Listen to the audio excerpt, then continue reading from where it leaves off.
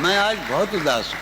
اب تک میں سلیم کی خلاف ورزیاں کرتا رہا, شراب پیتا رہا, دھت رہا, لیکن آج ایسا نہیں.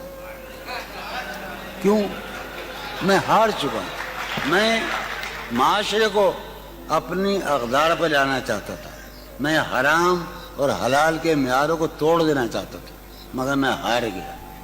یہ وہ معاشرہ نہیں ہے, یہ افلاطون کا معاشرہ نہیں ہے, یہ لیکرگس کا معاشرہ نہیں ہے, یہ مارکس آریلس کا معاشرہ نہیں ہے, یہ بونوں کا معاشرہ ہے.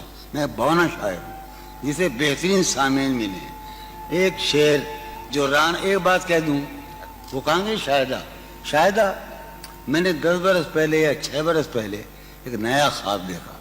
اس سرزمین میں شاید ابو ظہبی میں یا دبئی میں ایک لڑکی کا جو اس وقت موجود ہے اس مجمع میں, جو میرا خواب ہے, جسے میں کبھی نہیں پا سکتا.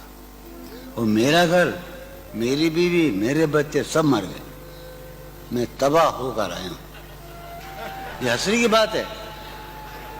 اچھا یہ حسری کی بات ہے. جو رانائی نگاہوں کے لیے سامان جلوہ ہے, جو رانائی بہت زمانے کا نہیں, اسی کا پاکستان کا بھائی سلیم جعفری کے اعزاز میں ہم جب ٹہلا کرتے تھے حسین لڑکیوں کو دیکھنے کے لیے, تو جو رانائی نگاہوں کے لیے سامان جلوہ ہے, جو رانائی نگاہوں کے لیے سامان جلوہ ہے, لباس مفلسی میں کتنی بے قیمت نظر آتی.